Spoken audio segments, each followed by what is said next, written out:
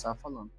Mas mesmo assim, Jefferson, hoje as pessoas, apesar de nós temos hoje posso dizer, um conhecimento, né, cara, tão grande que nós não tínhamos.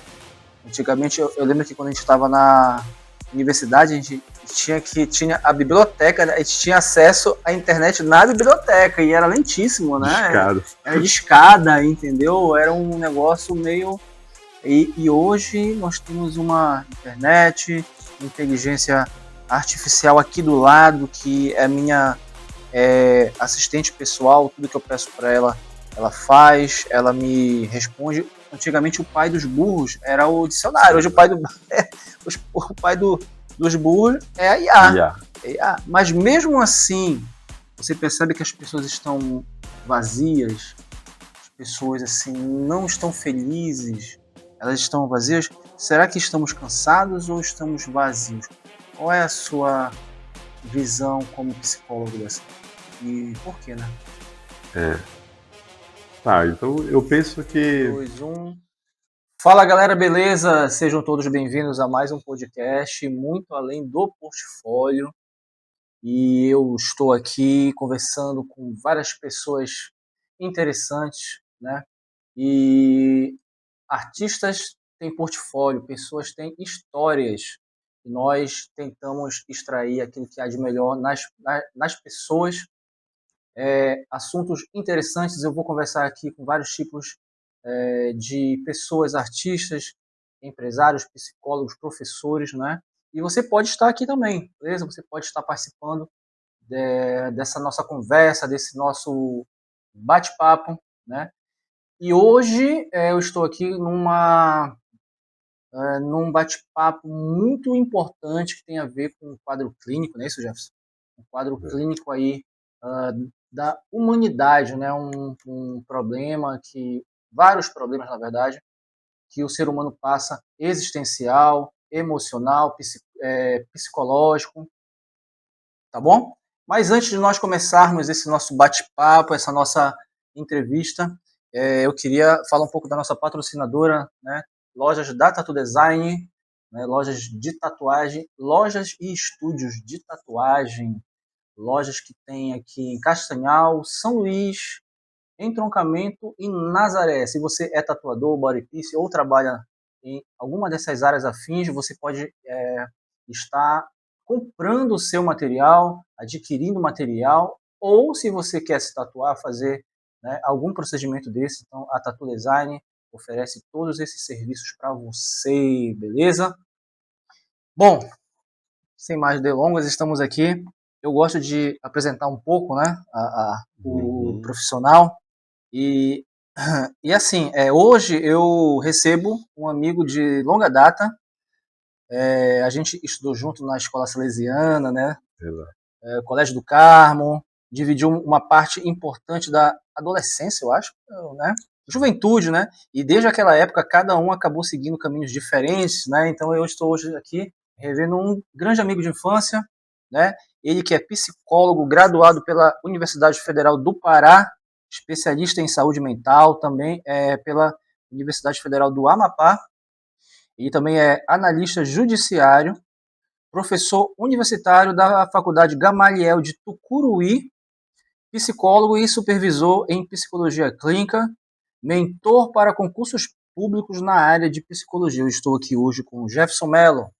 Seja muito bem-vindo, Jefferson. Obrigado, Fabrício. Para mim é uma satisfação também muito grande poder te reencontrar, né? A gente há muito tempo já não conversa, não recordo, cara, mas eu imagino que tem mais de uma década, tem umas 2 décadas, né? Algumas décadas, algumas décadas aí, né? Mas embora a gente tenha o contato virtual aí nos grupos, sim, né? Grupo de WhatsApp e tal, mas presencialmente eu acredito que já tem mais 2 décadas que a gente não se encontra. Uma satisfação imensa poder estar aqui, para te rever, para a gente poder conversar de novo. também é um pouco nostálgico, né? Relembrar, outro nível, né? Mudou, né? Hoje em dia a gente já conversa sobre outros assuntos também, né? Sim. Não que os nossos assuntos anteriores não fossem interessantes, mas agora Mas a gente vai tem também outros ter esses também, assuntos né? anteriores, Exato. de quinta série, oitava série, a gente vai ter Sim, também. esses daí são bons. A gente nunca esquece. Nunca esquece. A vida nos trouxe até aqui, né? A vida nos trouxe onde nós Exatamente. estamos. Assim, hoje nós vamos. O tema hoje é saúde mental e emocional, né? É um tema bastante complicado, mas a gente vamos falar um pouco, né? Sobre você, Jefferson, né? Vamos falar um pouco sobre. Você estudou na Escola Salesiana do Carmo, não foi?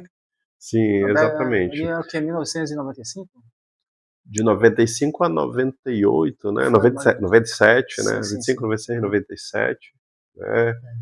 Antes disso, eu acho que tu talvez não recorde, mas a gente Na também teve convivência lá Anunciação. no ensino fundamental ainda, lá no Que tu colégio era de outra turma, né? A Anunciação, gente não se exato, né? encontrou. Que não era da mesma turma, mas convivíamos ali naquele É mesmo verdade, é ambiente, verdade. né? Posteriormente fui lá pro Salesiano e lá sim, a gente tinha uma convivência muito mais próxima. Uhum. E depois disso, segui aí Tá. a vida, né? Inclusive, o nosso amigo Regis esteve aqui há 2 semanas atrás. Da nossa turma só tem a nata, né, cara? Sim. A gente conseguiu, né, sobreviver a essas décadas muito bem. A gente é igual vinho, né? A gente vai ficando melhor Eu espero que sim. cada ano que passa. Jefferson, você era o melhor aluno da sala. Conte um pouco sobre isso pra gente. Não, é Você era o exagero, número é um, exagero número um. do Fabrício, né? Mas realmente estudar sempre foi uma coisa que eu gostei muito de fazer, porque eu via no estudo a possibilidade de tentar Com modificar, né, certeza. a vida, e aí acabou que eu sempre dava uma atenção boa para isso. É, longe de ser o número um, mas eu estava entre aqueles que se dedicavam, né, a estudar, embora fosse também o da... Ele era o número um, eu estava lá, eu estudei com ele, então mas ele está sendo modesto. Nós éramos ali, né, a gente estava ali, era pau a pau, né, Jefferson? O Fabrício era genial, sempre foi assim uma pessoa genial, com uma capacidade intelectual absurda. Isso. Nós tínhamos muitos amigos, nós temos ainda, né? Sim. Muitos amigos. Jefferson, antes de você se tornar psicólogo, né, você trilhou um caminho, né, que foi na área religiosa, né, a escola salesiana, e isso eu falo com muito carinho também. Eu me sinto salesiano, né? Eu me sinto ali filho de, como é o Dom nome? Bosco. Sávio, não é Sávio? Dom Bosco. Mas quem fundou foi Sávio. Domingos Sávio. Domingos Dom Sávio. Bosco foi o fundador, mas Domingos Sávio, estudante, né, Domingos Sávio era o estudante, ele era criança, verdade, é. verdade, tá certo. Domingos Sávio. Então, eu me sinto, né, um membro da escola salesiana. Bom, então, você que está vendo esse vídeo, esse podcast, nós somos filhos salesianos, prata da casa daquela época, né? Então, assim, o Salesiano, ele é uma escola... Olha aí, o Anderson entrou na live. O Anderson Magno, um abraço. O Anderson Magno estava com a gente também. Falou muito sobre música. Grande abraço. E, como eu estava falando, a escola tem essa segunda face, né? Ela tem o lado educacional e tem a área religiosa. Eu fiz um estágio para ser padre durante uma semana. Não sei se eu estava junto, a gente estava junto? Sim, Tava todo mundo junto, né? Exato. 23 machos fazendo estágio. O Jefferson estava lá. Ele ficou quanto tempo, Jefferson? Fiquei 3 anos. 3 anos. Eu fiquei só uma semana, né? Conta um pouco pra gente como foi essa experiência, Jefferson. Então, tive a oportunidade de ter uma formação religiosa em 2 escolas, né, religiosas. Também. A primeira lá no Anunciação, que eram freiras, e posteriormente lá no Colégio Salesiano, e aí já jovem, né, adolescente, realmente aí tinha os encontros vocacionais, e esses encontros vocacionais que eram voltados justamente para que os jovens se pensassem, né, isso que era o bom da história, propor jovens aí de 14, 15, 16 anos, 17 anos, pensar o que queriam para si, o que queriam para suas vidas. E essa perspectiva religiosa, ela surgiu naquele momento para mim como uma coisa que me atraía, me interessava de conhecer mais. gostaria de conhecer mais, de fazer a experiência, e aí eu resolvi entrar lá no aspirantado, né, no ensino médio ainda, terceiro ano do ensino médio, aspirantado, né? aspirante, Aspira 06. Aspirante à vida religiosa. Legal. E após isso, já fiz ainda voluntariado, pré-noviciado, segui, fiquei 3 anos, morei em Manaus, morei no Rio Negro. Isso, Manaus também era escola também salesiana? Também. Né? E no Rio Negro também, Santa Isabel do Rio Negro. Foi quando, após esses 3 anos, eu decidi que eu não queria mais seguir na vida religiosa. É interessante, né, Jefferson, como para muitos jovens ainda, a vida religiosa é uma opção, né? Muitos jovens, por exemplo, não querem saber disso. Eu vou ser padre, ter doido, eu tenho uma vida toda pela frente, né? Mas hoje, né, muitos jovens ainda pensam, né, que no caso foi teu caso, meu caso, eu pensei, né? Fomos seduzidos, né, ali por essa vida que é assim, é algo muito bom, cara, porque a gente fica lá dentro, a gente medita, a gente tem essa oração muito forte, né? Essa vida de oração, música, né? E esse calor, assim, posso dizer, de família, né, cara? Tudo. Exato. Assim, hoje em dia existem muitas outras possibilidades de vida e de acesso a outras possibilidades de vida para as pessoas mais jovens, né? Uma diversidade de oportunidades e possibilidades. Eu imagino que há 30 anos atrás, essas possibilidades eram mais restritas e a vida numa escola, a vida numa perspectiva religiosa, numa comunidade religiosa, ela acabava tendo uma influência muito maior do que hoje, Entendi. né? Então, antigamente, eu não queria falar esse termo, mas é isso, né? Há 30 anos atrás, mais ou menos, quando a gente estava aí na adolescência, nós tínhamos algumas oportunidades de lazer, de diversão, de reflexão, mas era certamente muito menos do que hoje o jovem tem. Né? Então, a influência que a igreja, que a religião, que as escolas tinham sobre nós era imensamente maior do que hoje. Entendi. Jefferson, você acha então que as escolas com teor religioso elas estão perdendo assim muito assim esse poder de convencimento, esse carisma? Assim, você acha que tem menos pessoas hoje pensando em serem religiosos por conta da nossa vida corrida, essa nossa vida moderna? Proporcionalmente ao que a gente viveu na nossa adolescência, certamente, né? Hoje em dia existem outros valores, inclusive, mais presentes, né, na vida das pessoas, da sociedade, que de alguma forma ocupam esse caráter formativo. Isso não significa dizer que não seja bom, não seja importante, que também não tenha influência. Longe disso. Né? Então, continua tendo influência, mas certamente até os espaços, as escolas que de alguma forma competem, né, que disputam esse espaço que hoje é um mercado, né? Diferente de uma perspectiva meramente do direito, né, dos valores que se queria trabalhar. Hoje em dia a educação ela não é só isso, ela é muito mais do que isso, ela é mercado, uma mercadoria. Então, óbvio que quem vai comprar Eles não esse querem perder produto, também exato, esse mercado, então tem que quem ser. vai comprar o produto vai fazer exigências ao produto e quem quer vender o produto de alguma forma tem que se adaptar a quem vai consumir, né? Então é a lógica mercantilista aí muito claramente posta. Verdade, verdade. Eu ainda acho as escolas religiosas as melhores escolas que nós temos hoje. Nós temos Santa Rosa, Marista, né?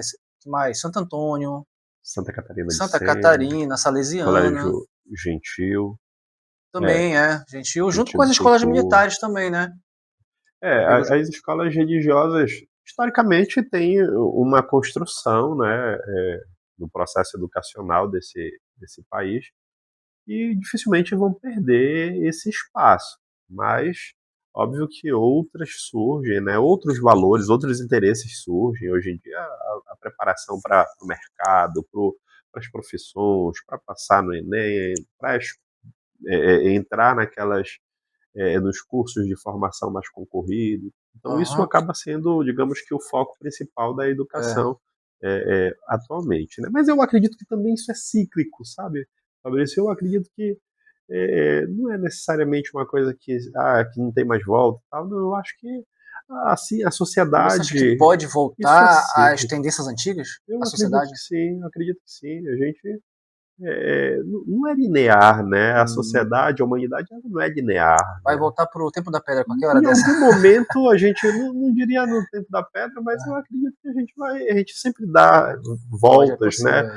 Em todos os aspectos. Se pegar, por exemplo, as nossas próprias roupas, né? As vestimentas, elas seguem algumas tendências e aqui e acolá elas voltam e tal, né? Então, não é diferente também com pessoas. As músicas hoje em dia, né? Já viu? Não tem mais música nova.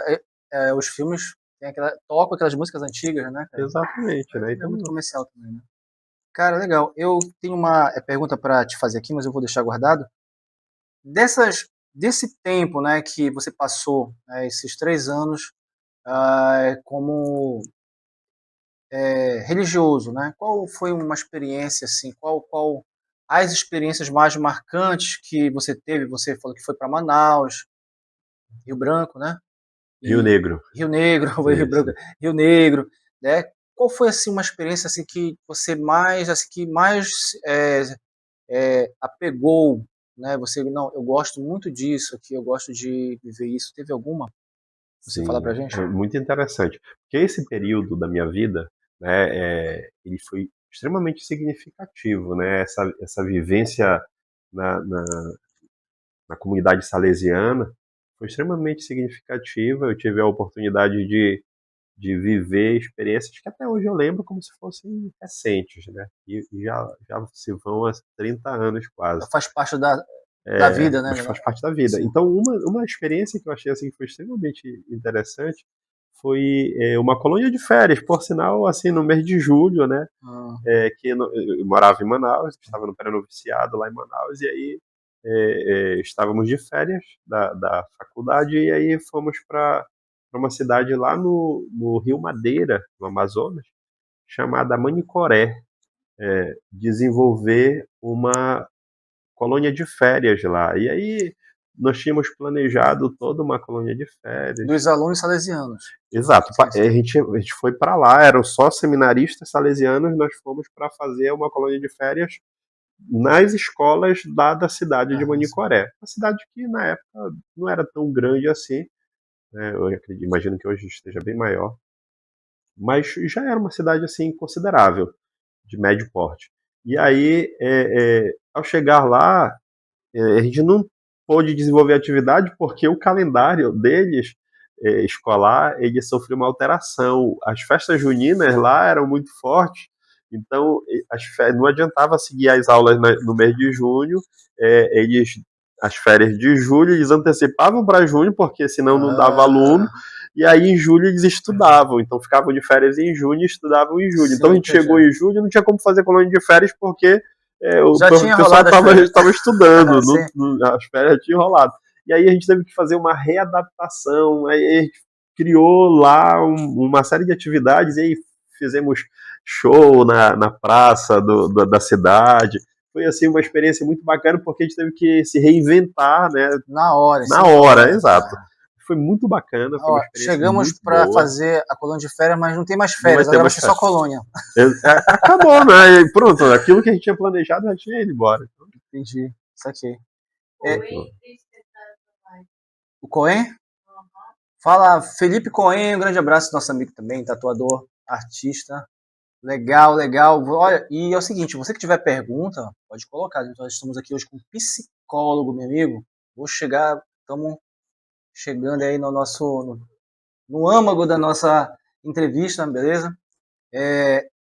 E aí você pode fazer as suas perguntas e a Priscila vai anotar e nós vamos já colocar aqui para o Jefferson responder, beleza? Jefferson, Jeff, para os mais íntimos, Jeff. Parece jogador de basquete. Jeff. Quando você olha para trás, o que daquele menino da escola salesiana ainda existe no psicólogo que você é hoje? O Que tem aí? respeito pelas pessoas. Verdade. Eu acredito que um dos meus valores, assim, que foi muito, digamos que formado ali na escola salesiana, foi aprender a respeitar as pessoas, valorizando as suas peculiaridades, as suas diferenças, né, suas idiosincrasias, né, suas singularidades, sobretudo, acreditando no seu potencial, naquilo que você tem de melhor. Então, acredito que isso que começou ali, né, esse respeito às pessoas, essa valorização às diferenças, à diversidade, né, e a crença nessa potencialidade humana, que começou ali, eu acredito que hoje ainda está muito presente em mim. Legal. E faz parte do carisma salesiano, né? A caridade, né? Em si, né? Sim. É, todos os carismas religiosos, de Eles, alguma de alguma forma, forma, trabalham a caridade. Na verdade, exato. é uma, posso dizer, quando o sacerdote ele se ordena, tem os três, como é o nome que se dá? Votos. Os votos, né? É, Voto de caridade pobreza, e castidade e castidade. obediência, né? São quatro, então. Não, não, são São três, três. são três. Os votos são religiosos que fazem, né? Sim. Voto de pobreza, de castidade e Beleza. obediência. Aham. E eu acredito que isso também te ajudou na hora de estar num consultório, né? Porque quando uma pessoa chega, você tem que dar toda essa atenção para a pessoa e ter essa sensibilidade, né? Também de Sim, atender ela. E, enfim, né, cara? Também eu acho que ajudou nesse caráter da psicologia, né? sim, Acredito que com sim, né? certeza. Com certeza. Essa atenção, esse olhar sigiloso, respeitoso, né? Isso, Isso. essa questão do respeito. Porque, na verdade, o padre é quase um psicólogo, né? A pessoa chega para se confessar com ele, tem que estar ouvindo ali o que a pessoa fez. Você fez uma merda muito grande, né? Você vai. É, Alguns são, né? Alguns aham. padres são psicólogos, estudam. Ah, sim. Assim, durante a formação na filosofia, na teologia, se tem aulas de psicologia. Não, Ah, também faz não chegam a parte, ser né? Aham, psicólogos. eu entendi. Muito legal. O que a psicologia, Jefferson, te permitiu fazer que você sentia que era importante para a sua vida? Tem alguma coisa assim que a psicologia ela te deu essa satisfação, assim, né? Eu faço algo que eu sempre quis fazer, assim. Teve alguma coisa assim nesse sentido? É muito interessante, né, essa pergunta, porque, na verdade, assim, quando eu escolhi psicologia, eu não tinha muita consciência do que era a Aham. psicologia e do que eu queria também, sabe? Embora eu já tivesse aí na casa dos seus 19, 20 anos, era 20 anos, então eu não tinha Foi com tanta. 20 anos que você entrou? Não? Eu passei com 20 anos, eu comecei a estudar, teve uma greve gigantesca, eu entrei Ah, com sim. 21, eu acho, Ah, comecei a sim, estudar sim. com 21. Tipo das greves. Aham. Então, mas assim, eu não tinha muita consciência disso. Acabou que fui conhecendo a psicologia Uhum. e eu sempre gostei muito de ajudar as pessoas, né? Ajudar no sentido de fazer o bem e tal. Eu não entendia muito bem o que a psicologia, como é que a psicologia poderia ajudar as pessoas no início. E depois, à medida que eu fui conhecendo, eu acredito que eu fui fui desenvolvendo uma habilidade que eu já tinha, que era a habilidade de escutar os outros, né? De escutar, de compreender o que as pessoas queriam comunicar e o que sentiam. E eu acredito que a psicologia me ajudou muito a desenvolver bem isso, ao ponto de eu ouvir, assim, durante atendimento de pessoas que fazem uso de substâncias psicoativas e tal, em prantos, falarem assim: pô, se eu tivesse morrido hoje, teria sido a única pessoa no mundo que tinha me compreendido. Olha. Então, isso daí é uma coisa muito interessante, né, cara? Imagina a pessoa aí, 30 anos, 40 anos e até então nunca se sentir compreendida, né? Então, oportunizar esse espaço para que a pessoa saia do seu estado de solidão é muito positivo, assim, é muito bacana. Acho que Legal. essa é uma sensação muito boa e a psicologia me oportuniza isso. Olha, isso aí é uma coisa muito Interessante. Esse ano teve duas situações de... a gente viu pelas redes sociais pessoas que queriam se jogar da ponte, queriam, né, tirar a sua própria vida. E uma pessoa chegou na hora, inclusive uma dessas é o pai aí daquele jovem, e disse, por favor, meu filho, não faça isso, eu vou conversar com você. Na verdade, aquele jovem só queria ser ouvido, ele Sim. só queria que alguém escutasse ele. Isso que você comentou agora é muito importante, porque assim, tem pessoas que não se acham compreendidas, na verdade, não tem esse momento com o pai, com a mãe, com o companheiro, companheira, e às vezes tem com um psicólogo. Então aí a Exato. importância da psicologia, Exato. né? Você acha que essa falta de comunicação seria isso? Falta de comunicação no sentido emocional é um dos males da sociedade hoje? Certamente, certamente.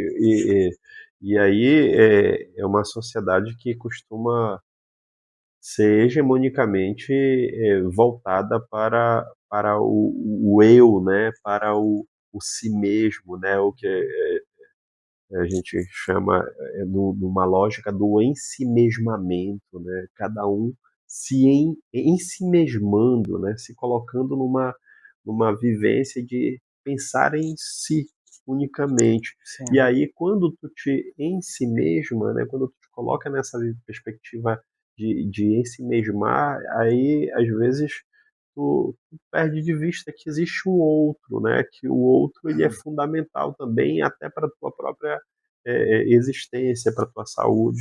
E aí quando tu perde esse outro, às vezes tu está convivendo ali cotidianamente com alguém e tu não percebe que esse outro está sofrendo às vezes, sabe? Que ele está numa situação difícil e às vezes precisa realmente de um profissional que oportunize esse espaço para que essa pessoa se veja como alguém que, digamos, tem valor, né? Eu tive a oportunidade de escutar muitas pessoas nessa condição, dentre as minhas andanças profissionais, né? Eu trabalhei num hospital de emergências no estado do Amapá, em Macapá, e lá o hospital era a porta de entrada para pessoas em situação de crises é, psíquicas, dentre elas a crise suicida. E aí a gente acabava atendendo, né? Eu atendi muitas pessoas durante um período considerável de tempo que estavam nessa perspectiva, porque a morte também é uma possibilidade, né? sim, A morte, o morrer ou precipitar a sua morte é uma possibilidade. É a última delas, mas é uma possibilidade. Então, quando tu vai para uma relação, escutar aquela pessoa sem julgamento, sem condenação, sem querer já a priori demovê-la dessa ideia, mas compreender o que é que a faz apenas pensar, ouvi-la. o que é que a faz desejar isso, o que é que a faz pensar isso. Às vezes tu abre uma possibilidade de comunicação onde a própria pessoa começa a repensar o que ela quer de fato, sabe? E aí ela começa a se reorganizar, se ressignificar no sentido de buscar novas possibilidades para a existência e não mais pensar a morte, a finitude como a saída para aquilo. Entendi, muito legal, muito legal. Assim, Jefferson, como você mesmo falou, nós às vezes estamos tão preocupados com a correria da vida, trabalho, estresse, nós esquecemos que nós temos pessoas muito próximas a nós. Você tem filhos, né? Tem muitos, Poucos, pouquinho, só oito filhos. tem 8 Nós também filhos. temos filhos. Qual é a principal dica para quem é pai, para quem é mãe, para ficar atento a essas questões psicológicas, emocionais do filho? Porque, assim, às vezes os nossos filhos estão muito próximos de nós, mas ao mesmo tempo tão distantes. E muitas vezes eu que sou pai, às vezes eu me sinto às vezes impotente mediante algumas situações. A gente sabe que a adolescência ela é muito complicada, né, cara? A gente já passou por essa fase. Como que os pais ou parentes, avós, tios, podem estar antenados nessa questão de dar esse suporte para que os filhos passem por essa fase, não só da adolescência, mas fase adulta também, né? Porque a depressão ela não tem uma fase, né? Na verdade, né? Uhum. Como é que eles podem estar mais atentos para que possam ajudar os filhos, esses parentes nessa área emocional? Interessante. Interessante. Tá, eu quero começar antes falando um pouquinho daquilo que tu falaste, Uhum. né, dessa correria da nossa vida É. cotidiana e tal, que eu acredito que é importante que a gente não traga só para a pessoa, né, só para aquela pessoa de forma singular, todas as responsabilidades a respeito da sua vida e do seu sofrimento. Porque a vida ela é coletiva, ela é em sociedade, então o processo de adoecimento, de sofrimento, ele não pode ser pensado de forma individualizada. Como assim, Jefferson? Não entendi. É tipo assim, a gente não pode pensar que só a gente sofre disso, é isso? Mais ou Não, menos. também, mas não só isso. A gente não pode pensar que a pessoa é ela que está com problema, a patologia é dela, quando na verdade isso tudo é uma construção que se faz na convivência, no social, coletivamente. Então, cada pessoa também, de alguma forma, é um microcosmos da sociedade maior. Então, de alguma maneira, esse sofrimento, esse adoecimento, essas patologias, elas são sim reflexo de uma sociedade que vive de uma maneira, às vezes, é, é, um tanto quanto adoecida, vamos assim falar. Né? Então, por exemplo, quando a gente vive nessa correria, né, nessa coisa do o que é que me importa, que é que vai. Qual é a minha lógica? A minha lógica do valor, do consumo, a minha lógica do ter, das posses, dos bens, e eu vou fazer a minha vida, vou viver a minha vida com vistas a trabalhar, trabalhar, trabalhar para juntar dinheiro, para eu ter coisas e tal. Então, quando eu penso nessa perspectiva, de alguma forma, isso não é só meu, isso é de toda uma sociedade que, de alguma maneira, está construindo isso em mim, da qual eu faço parte.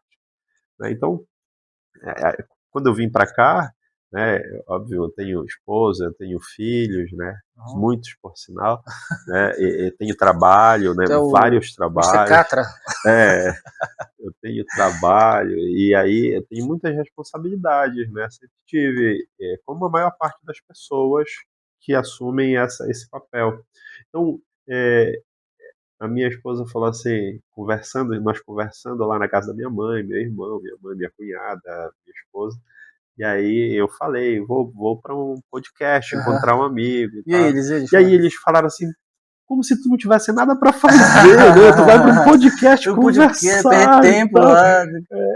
E é exatamente isso, sabe? Tipo, é aquilo que a gente valoriza, é aquilo que a gente dá valor, né? Não tem a ver somente com posse, com dinheiro, tem a ver com aquilo que de alguma forma te faz Nos sentido, deixa bem, nos né? faz Exato. felizes, mas é isso que eu falo. O podcast, para mim, hoje, é essa descontração. É onde eu posso desenvolver algo, muitas vezes, que eu não consigo desenvolver na minha vida diária, de tatuador, de profissional, né? Algo temos que nos reinventar, temos que parar às vezes, né, cara? Exato. É exatamente isso que você está E falando. aí quando tu pegas isso, né, e tu priorizas isso, porque priorizar, é algo que quando tu prioriza isso, tu abre mão de outras Com coisas. certeza. E aí, veja, é, trabalhar, deixa eu beber um pouquinho de Bebe água uma aqui, água. Não. Olha aí, você que está ao vivo aí com a gente aí, beleza? Super dica para você, conselhos aí muito importantes para sua vida. então, né, quando tu pensas nessa perspectiva de que as pessoas são importantes, né, e dentre essas pessoas, as pessoas com as quais tu convive mais diretamente, os teus filhos, a tua esposa, o teu marido, teu namorado, enfim, teus amigos, né, tu começas a dar mais atenção. E quando eu digo dar atenção, às vezes é uma coisa simples, sabe? Às vezes é olhar, é perceber, é tocar, é sentir o cheiro, sabe? Isso comunica para nós. Não é só o que se fala, não é só o que o outro fala. Às vezes o outro ele está com uma expressão que é maravilhosa, tô feliz, está sorrindo e tal, mas está tá sofrendo. Mas e a gente fala assim, eu não percebia. Óbvio, tu nem olhava às vezes para a pessoa, tu não dava atenção. Então, quando tu começas a perceber as pessoas, e essas pessoas que nos importam, as outras a gente dá menos atenção, é comum. Mas as que nos importam, a gente costuma dar um pouco mais de atenção. Então, olhar, perceber, perguntar. Às vezes a gente não tem clareza do que a gente está percebendo, mas tem alguma coisa, sabe aquilo que tu vê uma coisa, mas parece que está estranho aquilo ali? Pergunta, conversa, dá atenção. Então, veja, quando tu oportuniza isso para o teu filho, para tua filha, tu abre espaço para, às vezes, para que ele expresse algo que ele às vezes tem mais liberdade para falar com um amigo que está vivendo a mesma coisa naquele mesmo momento. Então, veja, dar atenção, né? Sair dessa lógica da correria, do automático, do piloto automático, né? A vida corrida, ela nos impõe a necessidade de viver de uma forma alienada de sentido, né? Tu não pensa, é meio irracional, né? É automático, é mecânico. Então, veja, sair dessa lógica, que não é fácil, tá? Atentar para as pessoas, olhar para o teu filho. E aí, no caso do pai, né, a dica para o pai é: seja pai, seja pai. Seja firme. Seja pai no sentido de que, veja, quando o teu filho está chegando ao mundo, você vai precisar apresentar esse mundo para ele. Sim. É tua responsabilidade como pai apresentar esse mundo. Do jeito que ele é. Do jeito que ele é. Óbvio que depois o teu filho ele vai construir a forma dele olhar para esse mundo, mas ele só vai ter possibilidade de construir a forma dele se tu apresentares o mundo antes. Né? E aí tu tem que apresentar, e aí tem que apresentar com as regras, com as alegrias, com as tristezas, com as mazelas, enfim, com tudo que o mundo se apresenta, né, com as dificuldades.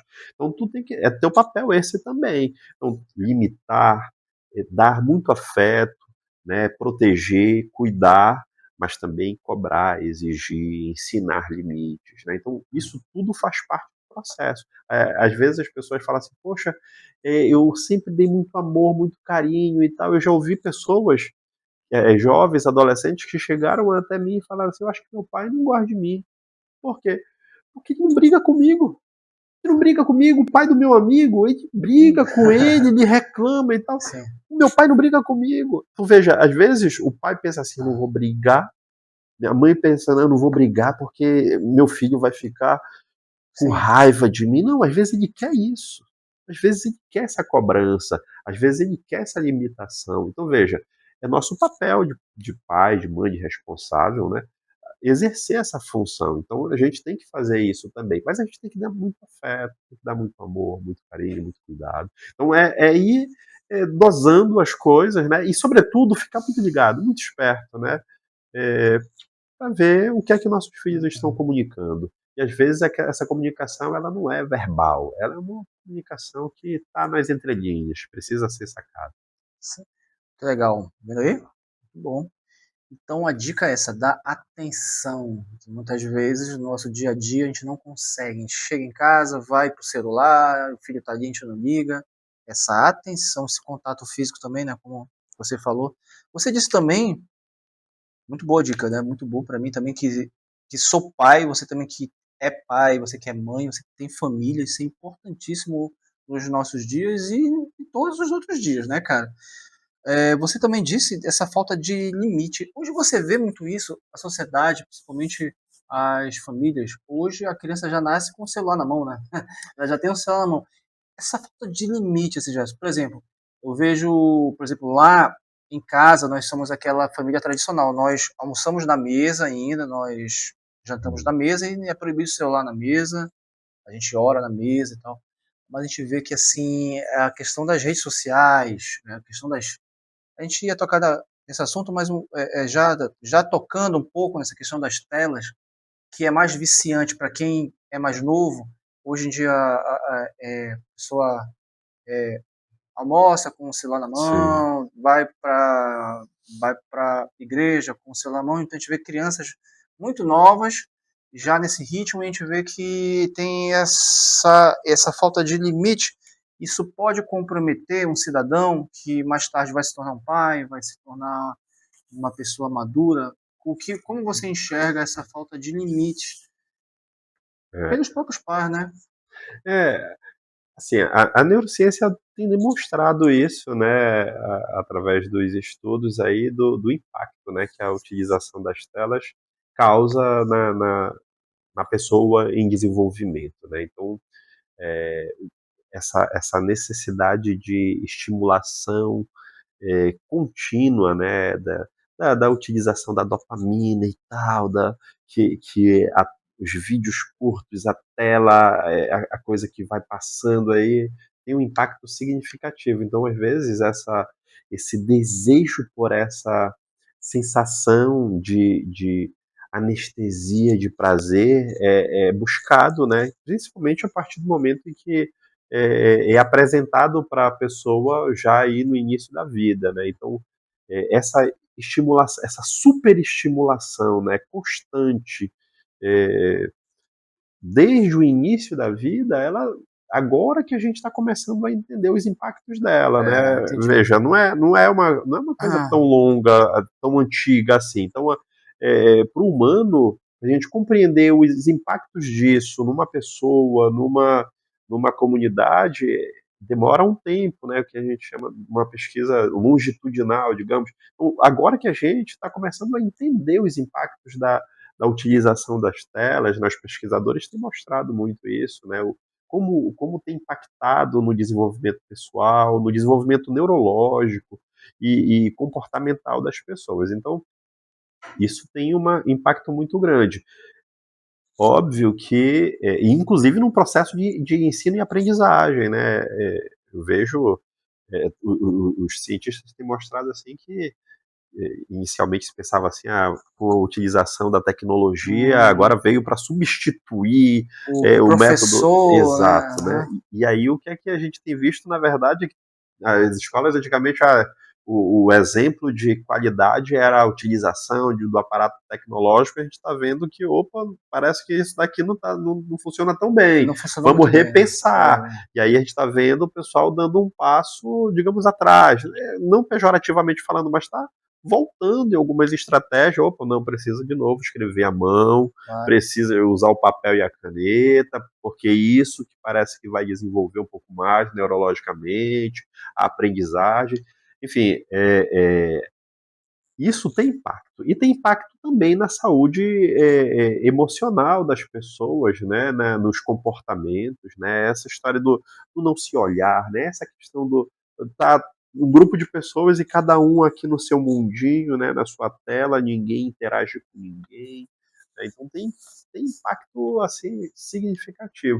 Óbvio que para nós que somos de uma geração anterior a isso, a gente tem impacto, a gente sofre impacto? Sofre. Mas nós não nos fizemos dessa forma, né? A gente não se desenvolveu dessa forma. Então, os impactos são outros. Para quem está se fazendo assim já, né, desde o princípio, a utilização das telas, a hiperestimulação das telas, das tecnologias diversas, isso tem um impacto ainda maior. Positivo ou não, né, a gente vai ver isso, está vendo já, e está vendo que tem coisas que são muito ruins, tem coisas que são muito desagradáveis, a questão da ansiedade, né, que a gente tem visto assim, uma geração de pessoas ansiosas, né, de pessoas que estão o tempo inteiro desejando algo que às vezes nem se sabe o que é, né, eu não sei o que é que eu quero, eu não sei, eu tô com necessidade de algo que eu não sei bem o que é, mas eu não estou bem, né? Minha filha tem 4 anos, uma filhinha de 4 anos que ela fala assim, estou entediada, pai, estou entediada, 4 anos. 4 anos, meu amigo, como assim tu tá entediada, né? Tu tem um monte de brinquedo em casa, tem um monte de coisa que eu gostaria de ter tido quando eu era criança e não tinha, e ela fala assim, tô entediada. Então veja, essa necessidade da constante estimulação, né? Veja que os vídeos, né? Podcast é uma coisa assim que poucas pessoas vão ver, assistir. Né? Porque 1h30 uma hora não vai, é 30 segundos hoje, né? É por isso que a gente faz os cortes. Exato, né? Só é isso, né? Essa hiperestimulação, né? Essa velocidade. E quando para isso, me falta até o ar. Né? Interessante. Priscila, tá saindo direitinho aí? Tudo certo? Tudo certo, pessoal aí? Eu ia te perguntar isso, vamos logo comentar. A ansiedade. As pessoas acham que é uma doença, mas a ansiedade é um sentimento da pessoa. Ficar ansioso é normal, né? Assim, dependendo do grau, né? Mas hoje em dia, como você disse, as pessoas estão ansiosas a nível hard, já estão demais, né? Então, você falou aí de uma das causas. Por que, que as pessoas estão assim? Pode se tornar assim, pode não se tornar muito repetitivo, né? Você falou que as telas, essa questão de vídeos curtos, quanto mais dopamina melhor, então eu quero mais e tal. Mas a ansiedade que nós estamos vivendo hoje, quais seriam as verdadeiras causas? Tem mais uma causa sem ser essa? Ou como é que você enxerga, Jefferson, assim, Tá. essa questão? Primeiramente, né, eu colocar assim que o humano, ainda bem, tem a capacidade de transcender o, o momento presente, né? Essa divisão de passado, presente e futuro é bem mecânica, né? Ela não é o real, na verdade, na constituição do humano. Veja, em algum momento da tua vida, para eu falar disso, Sim, tu já caísse assim, tipo de moto, de bicicleta, te ralou e tal. sim, quebrei o pé. É, Eu tipo, pegou aquele ralo, sabe aquela peguei uma. raladura assim, Sim, que, sim. que tu sente quando tu lembra disso? Pô, na hora eu como uma dor, né? Eu senti, né? Ah, veja, provavelmente agora que tu viveu isso, aquilo que eu te perguntei, deve ter sentido alguma coisa aí, não sei, um frio na barriga, ou uma aceleração aqui no Pô, eu coração. tive uma crise de. Foi pra você lá que eu tive? Crise de quê? Foi, mano. É vesícula, não foi vesícula? Uma crise, uma dor horrível, cara. Muito horrível mesmo, mano. Então Entendeu? veja, quando tu falas disso, né, de algo que tu tenha vivido, tu não só lembra de memória, não é só uma coisa que tu lembre de memória. Algumas coisas sim, mas outras não, outras a gente sente. Uhum. E veja, tu não tá mais vivendo aquilo, né, Sim. concretamente falando, mas significativamente tu tá vivendo aquilo, tá sentindo, é o que a gente chama, na minha perspectiva da psicologia, é uma experienciação. Tu volta, tu sente algo, seja prazeroso, seja doloroso, seja de sofrimento, de novo, mesmo que aquilo já tenha deixado de existir. É, as pessoas, digamos que costumam ser diagnosticadas com depressão, elas costumam sentir demais aquilo que já passou, mas elas continuam ainda sentindo de uma forma muito intensa aquilo. As pessoas que têm ansiedade, elas costumam sentir aquilo que elas projetam, aquilo que elas pensam que pode acontecer. E esse sentir, ele tende a se direcionar para a pior coisa que pode vir. É aquilo que não é agradável, aquilo que é ruim. Eles imaginam sempre o O pior. pior O pior. é o comum. E eles trazem para agora. Da mesma forma que a gente falou do que passou, né, e sente, também aquilo que ainda não chegou, E a gente sim, pode sentir. o futuro. Algo que ainda não aconteceu. Por causa que o passado e o futuro, eles são abstrações que a gente faz, né? Tudo a gente sente no agora. Tudo a gente Uhum. sente no agora. Então, a ansiedade, para mim, a perspectiva da psicologia, ela está muito nessa compreensão. E Aham. aí, veja, é, tudo isso tem relação com a sociedade. Veja, como eu falei ainda agora há pouco, né? A gente não Uhum. pode pensar somente no sujeito, né? Na pessoa individual, sozinha. Não. A sociedade, se a sociedade ela pensa numa perspectiva acelerada do consumo, de que tu tens que ter, tu tens que fazer muita coisa, tu tem que produzir muito, tu tem que. Então, veja, tu começa a criar uma necessidade que o tempo inteiro é algo que é inalcançável, é um buraco sem fundo. Tu vai sempre querer mais, nunca vai chegar lá no fundo, sempre vai querer mais, sempre algo mais. E aí isso vai provocando uma sensação de falta, de desejo, de que é desagrado, de sofrimento, de dor, e que tu sentes agora, né? Vamos lá, vamos pegar esse exemplo dessa geração. Olha lá, a gente viveu numa pandemia. Nós Sim. vivemos uma pandemia onde as pessoas foram isoladas, né? Precisavam evitar, por uma questão de saúde, o contato e tal. E aí, muitas pessoas que estavam ali naquele momento adequado à convivência social, tal como nós vivemos lá no Anunciação, lá no Salesiano, tiveram isso proibido. Então, aquilo que a gente construiu na convivência lá na escola, essa geração que agora vai completar aí 18, 19 anos, esse povo não teve acesso a isso. E aí, quem foi geralmente o parceiro deles? Foram as telas. Então, o impacto disso é agora que a gente está começando a ver, né? A pandemia passou, a pandemia do vírus, mas o impacto, a onda emocional, psicológica, da saúde mental, isso daí agora que a gente vai começar a chegar no ponto mais intenso da geração que estava vivendo aí a infância, a adolescência durante a pandemia. Então, para a gente passou aquilo ali e pronto, a gente seguiu, né? Para essa molecada, não. Então, a gente tem que compreender, né? Como é isso? Como é ter sido criança e adolescente na pandemia? É agora que a gente vai começar a entender os impactos disso. Beleza.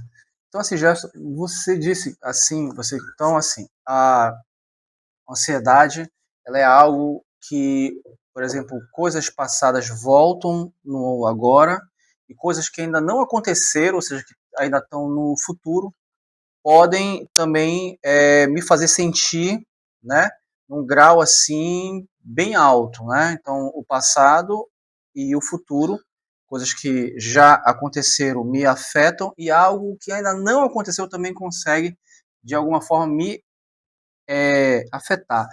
Por que que esse grau de importância é tão alto a ponto de causar uma crise, né? Por exemplo, eu já presenciei crises de ansiedade, inclusive eu também já quase tive, eu que assim, tipo com uma falta de ar, entendeu? E se eu não tivesse as informações que eu procurei, né? Pô, eu vi que eu estava meio estranho, porque assim, eu tenho essa capacidade. Com 21 anos, eu me diagnostiquei eu mesmo com depressão, né? E eu procurei psicólogo e tudo mais.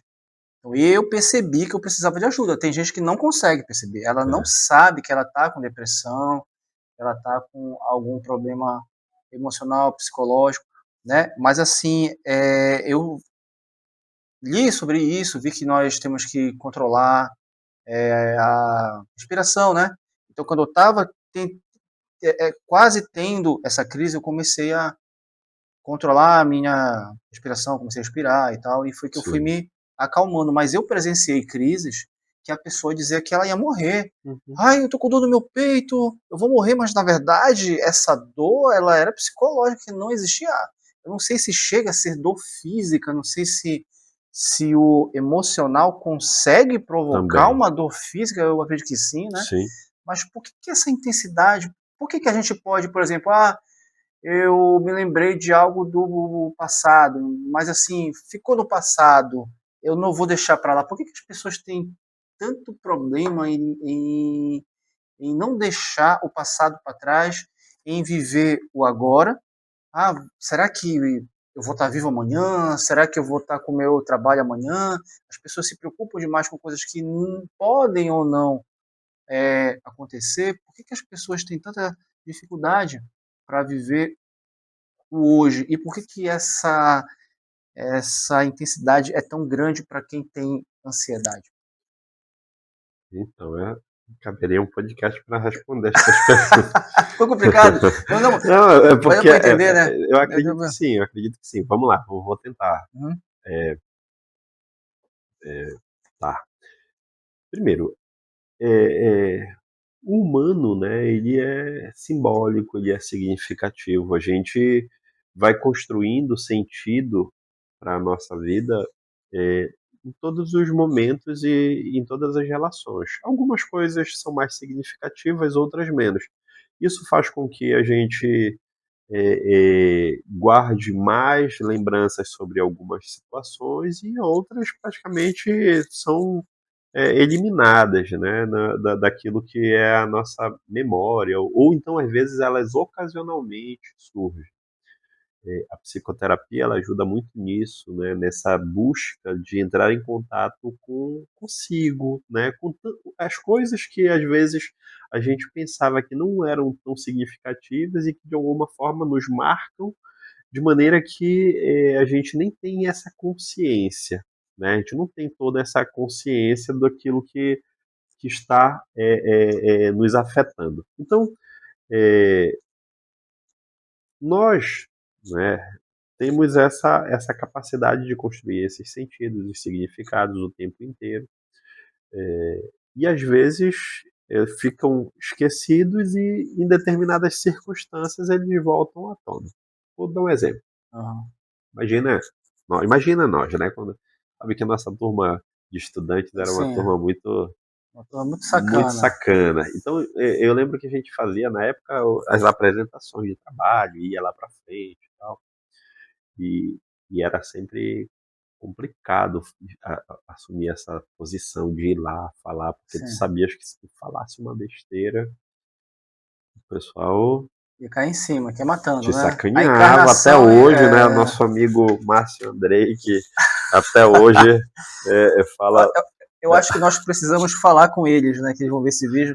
Grande abraço à turma de 1997, que é só sacanagem. Os caras, moleque, é muita sacanagem. Neto, Márcio Andrei, que mais? O Fábio, Fábio, os dois Fábios, né? Fábio Tabaco, impressionante. Então vocês são ícones aí. Deixar esse abraço aí certo para vocês. todo mundo lá, né? O Bruno, O o Bruno, Isla, e o o Bruno veio aqui comigo Eduardo. também. O Bruno, Foi. ele deu uma, fez uma tatuagem, mas ele não se garantiu não, que ele é muito frouxo. Né? Foi. Então veja, imagina alguém que nós, digamos que tivemos essa experiência lá, e alguém que, digamos que foi extremamente ridicularizado naquela situação lá de estar lá na frente da sala, na frente das Uhum. pessoas, pode, digamos que naquele momento ficar tão mal ali que a pessoa ela fala, nunca mais eu vou falar. Nunca mais vou falar em público, não estou mais afim, não vou para eu passar por isso de novo. Então, veja, às vezes Criou não um tão. trauma. Porque dependendo da psicologia, a Ah, gente vai utilizando conceitos diferentes, sim. né? Porque a psicologia não é única, então tem conceitos diferentes. Mas digamos que para a psicanálise seria um trauma isso, Ah, né? Digamos que é algo que foi doloroso, que ficou ali guardado e tal.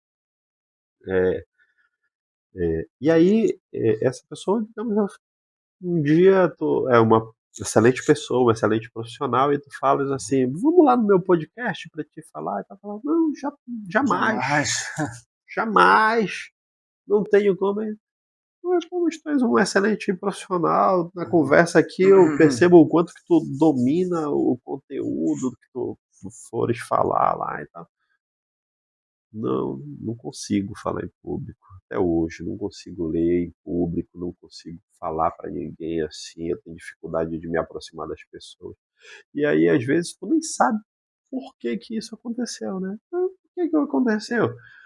Então, o diálogo, essa busca por compreender-se, né, ela ajuda a tu chegares nessas, digamos que nesses gatilhos, né, nesses Sim. pontos de sofrimento, de início. Pô, chegou até aqui, foi por causa disso, não é possível e tal. E esse é um movimento que é difícil e ele é doloroso entrar em contato. E essas situações, elas estão sendo construídas o tempo inteiro na nossa vida, o tempo inteiro. Veja, às vezes é uma briga no trânsito. Uma briga no trânsito, tu errou a faixa aqui, o cara veio e te ameaçou, colocou uma arma, e tu nunca mais quer dirigir, tu nunca mais dirigir e tal. E tu não entende, às vezes, o motivo nitidamente Eu e entendi tal. já. Mas assim, deixa eu só te colocar um parênteses, né? Essa questão, assim, por exemplo, de tu, aconteceu isso comigo, não vou mais pro trânsito, não vou mais falar em público. Seria uma espécie de trauma. Mas, assim, a ansiedade, ela chega a ser também algo como trauma, porque muitas vezes nem aconteceu, na verdade, e a pessoa tem essa crise, né?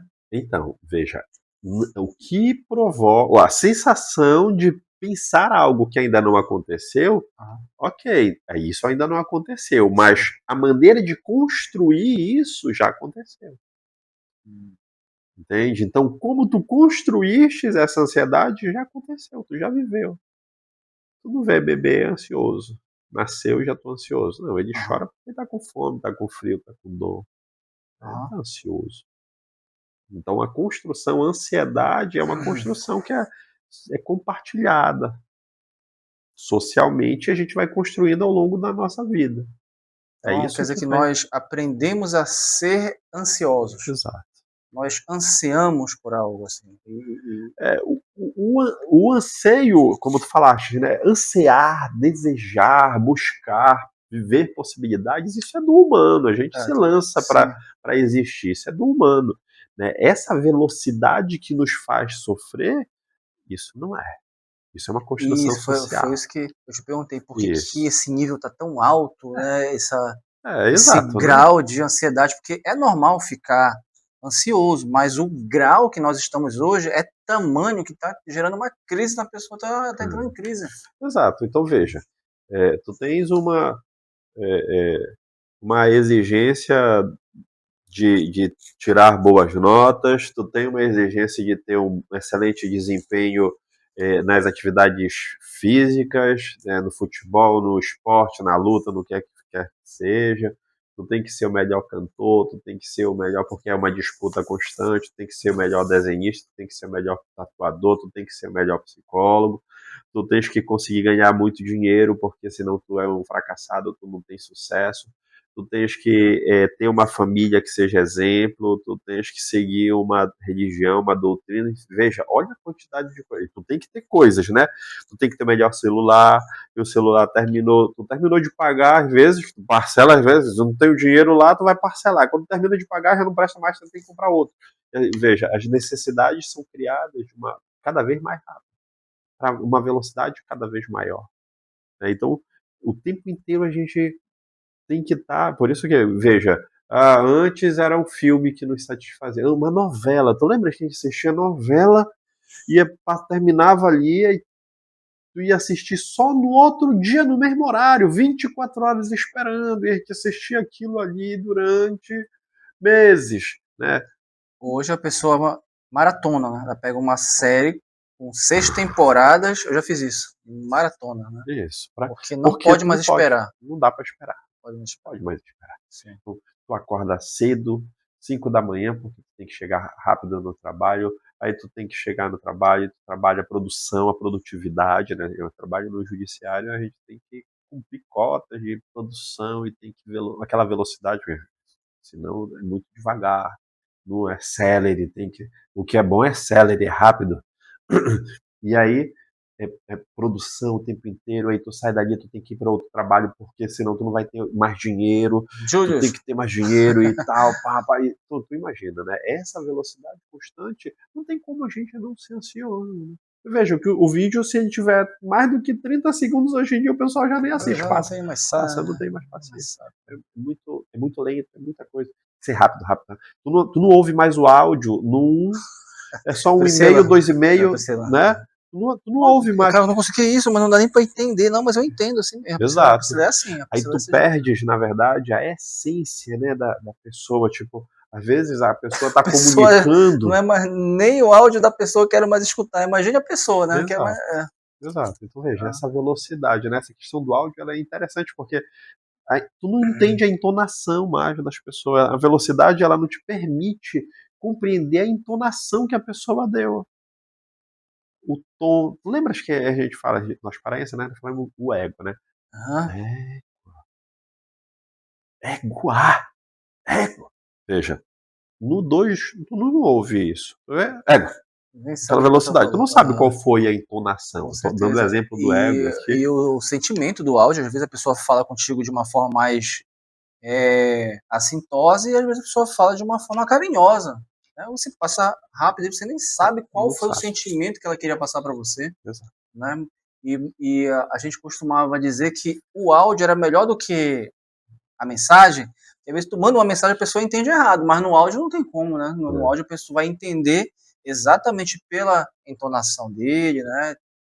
Tudo o que a pessoa queria realmente dizer. E aí a gente não quer mais escutar, né, cara? Ou seja, a gente não tem mais tempo para isso. A gente não tem tempo, né? A gente está nessa vida corrida que é uma questão da sociedade, né? Como você estava falando. Mas mesmo assim, Jefferson, hoje as pessoas, apesar de nós temos hoje posso dizer, um conhecimento, né, cara, tão grande que nós não tínhamos. Antigamente, eu lembro que quando a gente estava na universidade, a gente tinha a biblioteca, né? A gente tinha acesso à internet na biblioteca e era lentíssimo, né? Era de escada, entendeu? Era um negócio meio... E hoje nós temos uma internet, inteligência artificial aqui do lado, que é minha assistente pessoal, tudo que eu peço para ela, ela faz, ela me responde. Antigamente o pai dos burros era o dicionário, hoje o pai, o pai dos burros é a IA.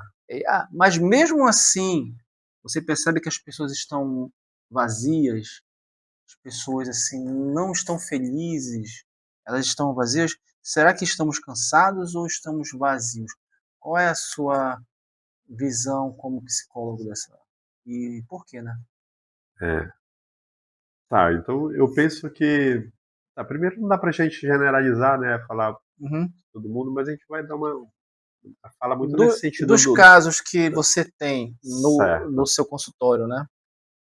Certo. Então, de fato, né?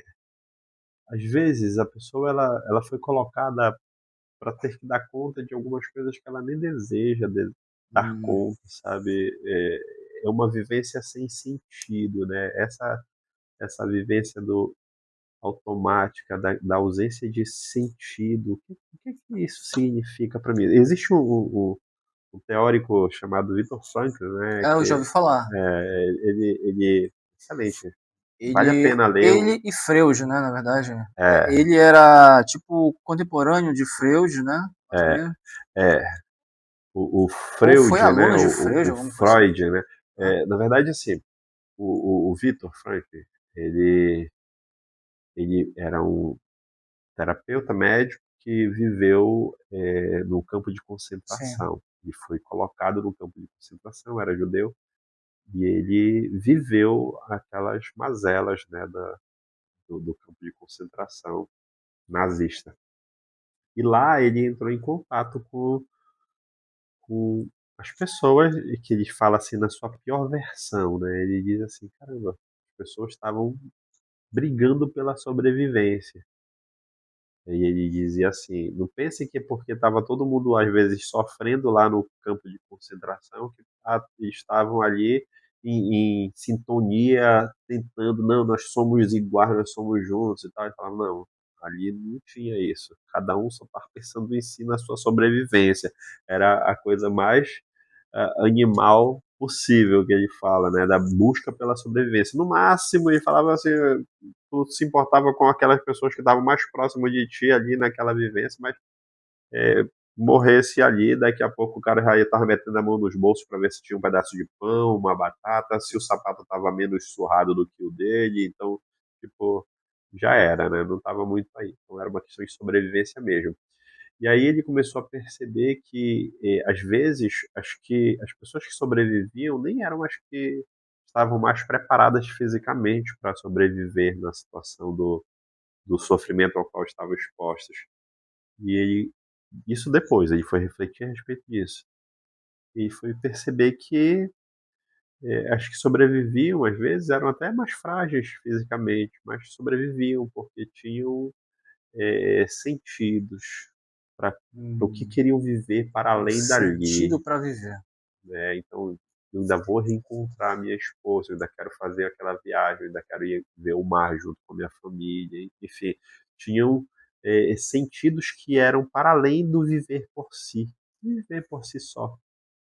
E aí essas pessoas acabavam vivendo mais, suportando mais, e algumas delas sobreviveram. E ele cria uma perspectiva da psicologia que chama logoterapia, que é justamente a perspectiva do sentido da vida. Né? Tem um livro que eu acho que é bem interessante, chama Em Busca de Sentido, um dos livros dele, tem vários, Em Busca de Sentido, onde na primeira parte ele fala a respeito dessa experiência dele, e na segunda parte ele fala da técnica desenvolvida. Então, isso para dizer assim que, às vezes, viver para além do automático é o que nos mantém vivos, sabe? Não é só é o que me faz, por exemplo, vir de Tucuruí, e eu teria um monte de coisa para fazer aqui, e eu venho conversar contigo aqui numa noite de sexta-feira, porque é um amigo que fazia 2 décadas que eu não via. Sim. E a gente vai conversar e vai ser uma coisa muito interessante. Sextou. Então veja, o que é que faz sentido para mim? O que não faz sentido? Né? Então, quando tu não tens isso, às vezes isso te adoece. Se torna uma pessoa vazia. O automático, né, da coisa. Terminou o ensino fundamental, tem que fazer o ensino médio, terminou, tem que fazer a faculdade e tal. Não tem a ver, eu escolhi a profissão porque não sei, eu só sei que tem que fazer uma faculdade, faz. Depois eu ia a pós-graduação, veio o mestrado, veio o doutorado, sabe? Mas era isso que não era o que eu queria. Eu queria tocar o violão. Eu queria saber desenhar no braço das pessoas. Tem uma história de um cara que a vida dele queria ser pescador. Só que, devido à correria da vida, pressão por pai e mãe, ele se formou médico. O pai queria que ele fosse médico. E ele viveu a vida toda dele assim. Quando o pai dele morreu, e ele não se sentiu mais com essa pressão, né, mais pressionado, ele largou toda a carreira e foi ser pescador. Uhum. Aquilo que fazia sentido para ele. Então, assim, uma pessoa vazia, eu entendo assim, que a pessoa pode ter dinheiro, pode ter fama, como foi o caso do Elvis Presley. No final de ano, numa cobertura, milionário, mas se sentiu vazio, porque não tinha um sentido. Ele olhou ali, tinha tudo ali, mas mesmo assim é uma pessoa vazia, uma pessoa que não tinha um sentido, que apenas ganhou vencer na vida, né? Eu também costumo dizer o seguinte, né? Eu escutei isso uma vez. O que é a pessoa verdadeiramente feliz? Ela precisa de 3 pilares. Primeiro é o pilar financeiro. Segundo é o pilar... Isso aí você vai me dizer se está de acordo, tá? É o pilar financeiro, é o pilar sentimental e o pilar religioso. Ou seja, a pessoa verdadeiramente feliz, ela tem esses três pilares firmes. Quando um deles ela não tem, então ela não é totalmente feliz. Ela pode ter muito dinheiro, mas ela não é feliz emocionalmente. Emocionalmente não tem alguém, enfim, entendeu? Então há essa falta. Então, verdadeiramente feliz seria isso. E eu ia te perguntar o seguinte também, Regi já confundi. Jefferson, olha, o Regi tá falando de mim aí, o Regi tá falando de mim, tá falando da turma. Então, assim, Jefferson, a religião, ela entra como uma peça fundamental nessa terapia da pessoa ter um sentido, porque é mais ou menos o seguinte, por exemplo, se eu não acredito em nada, se para mim essa vida aqui acabou, já era, então eu vou viver de uma maneira hedonita, né? É essa palavra, né? Hedonista. Então eu vou viver, pô, eu tenho que aproveitar essa vida porque depois disso não tem. Então, assim, acabou já era. Então, assim, uma pessoa que não acredita no transcendente, uma pessoa que não tem uma fé, por exemplo, eu tenho um câncer hoje, eu não tenho nada que me dê uma perspectiva que eu possa sair dessa, ou seja, eu não tenho esperança, entendeu? Uhum. Então, você acredita que a religião, seja ela qual for, né, certa pessoa, ela ajuda essa pessoa a acreditar, não desistir da vida, né? Ela ter uma esperança, porque eu acredito que muitas pessoas tiram a sua própria vida, a gente não pode falar essa palavra aqui que pode ser bloqueado, a pessoa que tira a sua própria vida, precipita o seu fim, às vezes ela não tem mais esperança. Sim. Então eu não tenho mais nada. Não tenho mais nada para fazer. Então, foi sal, né? Então, mas assim, a pessoa que tem essa fé, que tem essa esperança, às vezes ela consegue viver mais, ela consegue sair daquela dificuldade e não ser uma pessoa vazia. Você acredita nisso também ou tem uma visão diferente? Não, vamos lá. Primeira coisa, eu quero trabalhar com dois conceitos: o conceito de espiritualidade e o conceito de religião. Né? Tá, já É, separou. então veja, a perspectiva da espiritualidade, né, na compreensão de cada pessoa, né, seja qual for a sua compreensão, existem pessoas, por exemplo, que acreditam num transcendente, mas existem pessoas que acreditam num amor, numa energia universal e tal. Então, não necessariamente isso precisa estar dentro de uma religião, né? Então, veja, é, a espiritualidade humana sabidamente ela costuma influenciar positivamente na recuperação da saúde, na superação das dificuldades. Né?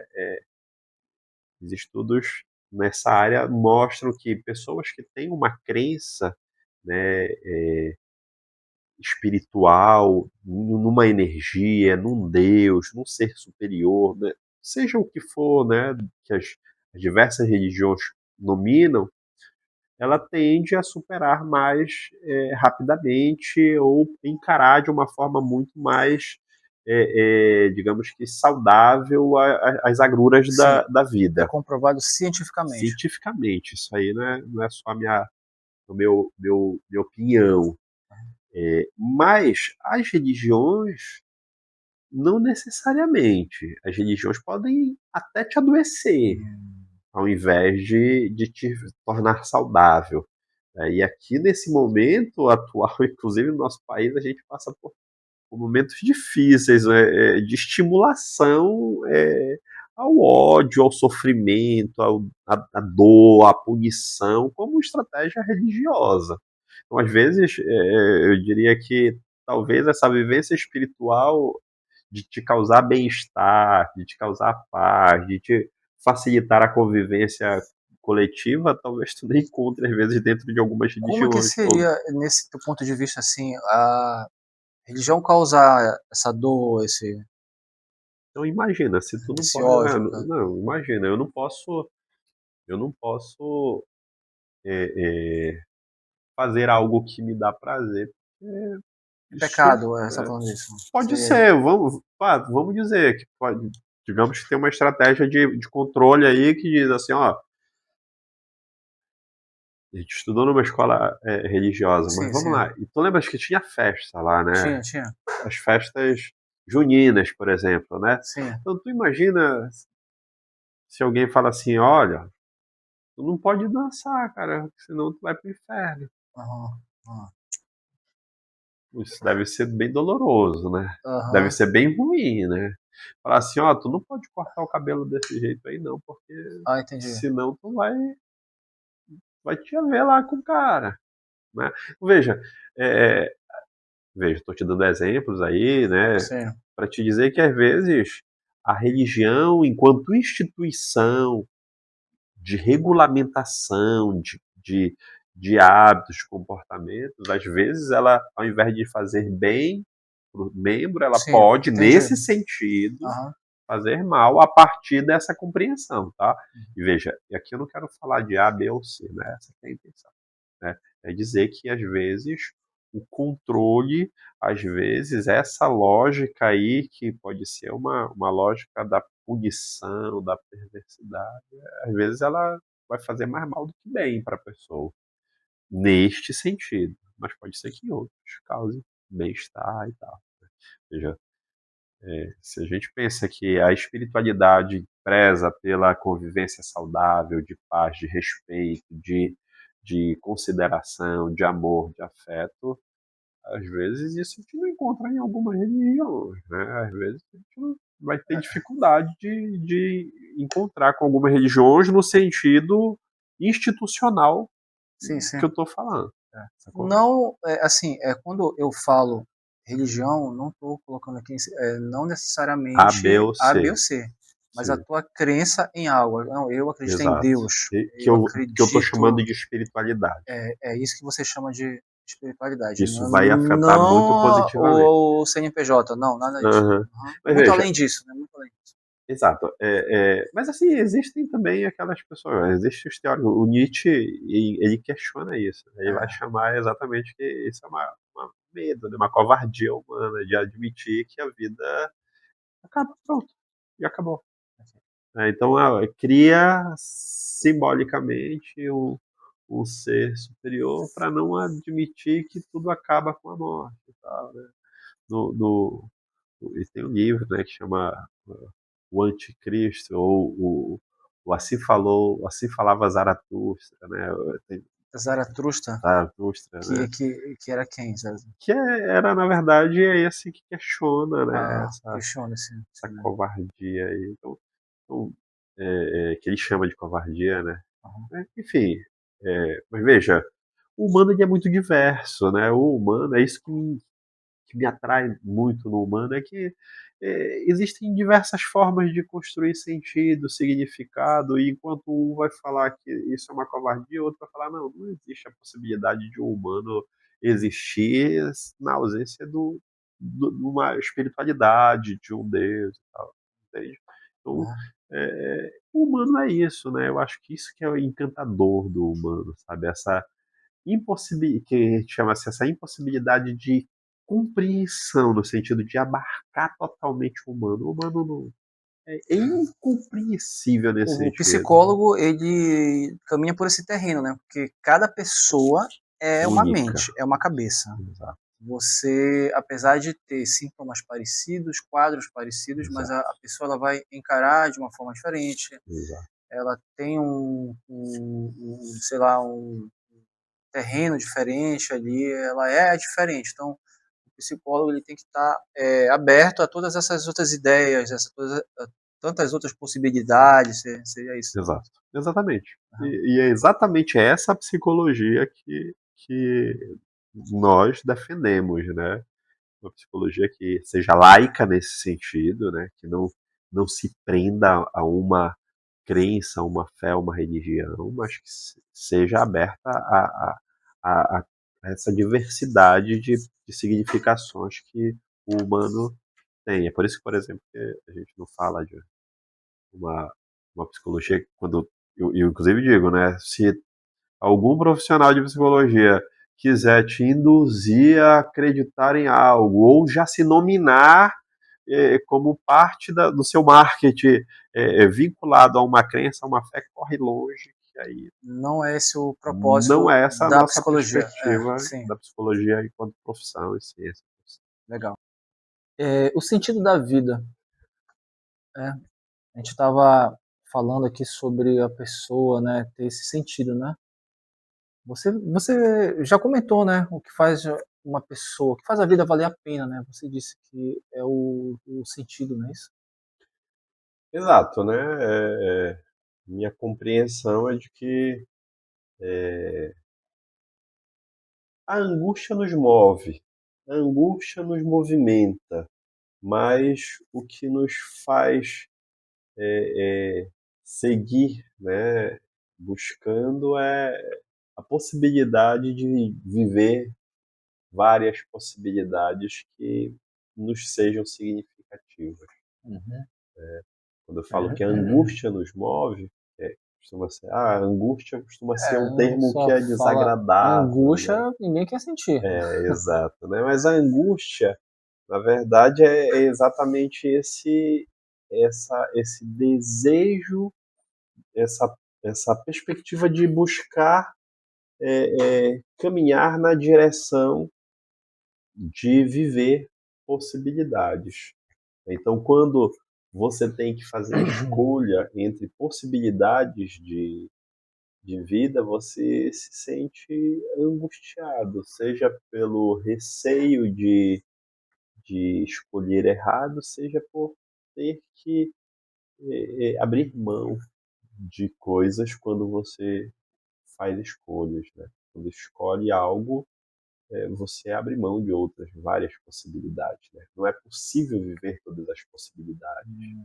Por quê? Porque o humano é limitado, ele é concreto. Nós somos concretos. Se eu escolhi estar aqui hoje, neste horário, eu abri mão de estar em outros lugares. É por isso, Jefferson, que muita gente, por exemplo, vive algo que talvez não fosse aquilo que ele quisesse, e quando ele cai em si, ele se arrepende daquilo que estava vivendo. Tem isso também? A pessoa viveu aquilo, mas ela viu que não era dela. Tem isso também, né? Sim, sim. É possível, né? A gente pode... Nós somos responsáveis pelas nossas escolhas, né? Então, as consequências das nossas escolhas são nossa responsabilidade. Nós temos que lidar com isso também, né? Com as consequências. A gente não consegue lidar com isso também, com consequências. Então, Exatamente. fico com medo de viver essas pessoas? Sim, mas nós somos condenados, diria Sartre, né, a escolher. Não tem como não escolher. É uma condenação. Por que condenação? Porque a única escolha que a gente não pôde fazer foi vir ou não vir a este mundo. Escolheram por nós. Mas a partir do momento em que chega aqui, nós estamos Poxa, agora eu tenho que escolher. Agora eu vim para esse mundo, eu tenho que escolher. Exato, né? Então, até não escolher já é uma escolha. Interessante. Então, quando você não quer escolher, você já está escolhendo. Eu escolho não escolher, né? Tem alguma fase da vida em que a pessoa, como você disse, né, a pessoa ela fica angustiada, a pessoa angustiada no sentido psicológico, então ela querer viver outros momentos novos, mais ou menos isso, né? Tem algum momento da vida em que a pessoa para, não quero mais escolher nada, eu não quero mais fazer nada, eu quero apenas, sei lá, tem um momento em que a pessoa se acomoda e não querer mais fazer mais nada, não procurar algo diferente? É possível, mas aí é o que seria um estado já, né, de... Aí sim seria um estado de adoecimento existencial, né? Você pode ficar fixado em uma vivência específica, né? E aí você adoece existencialmente falando, né? Então, quando você, digamos que sai de um relacionamento, vamos lá, vamos tentar trazer para exemplos da vida comum. A pessoa está na fossa, sim. Sai do relacionamento e tal, e tá mal ali naquela situação e tu não consegues pensar a tua vida sem aquela pessoa e tu fica ali, né, fixado, aguardando aquele retorno e tal. Vamos supor que daqui a aconteceu já, né, de eu atender uma pessoa e a pessoa falar e tal, e ela falava com uma vida, não, mas ele vai voltar, era uma mulher, ele vai voltar, e quando ele voltar eu vou jogar isso tudo na cara dele, não sei o que e tal. Como foi, Jefferson, para te convencer? Aí a pessoa chega e fala assim, isso faz 5 anos que ele tá pra lá já. E aí pensei, a pessoa fala como se tivesse acontecido há uma semana atrás e tal. 5 anos. Tá 5 anos ali, fixada naquilo, ela não consegue dar um outro passo, né? Para ela não existe outra possibilidade que não seja aquela vivência com aquela pessoa ou aguardando aquela pessoa. Então, viver isso é um adoecimento existencial. Ela só está enxergando uma possibilidade de existência. Entendi. Jefferson, como é que a gente vê, por exemplo, assim, eu sou uma pessoa que eu tenho uma convicção muito forte das coisas, mesmo que muitas vezes eu precisei mudar a minha perspectiva de visão. Mas, por exemplo, a própria Bíblia fala sobre isso, né? Seja quente ou frio, né? Os mornos em cima do muro ali, né?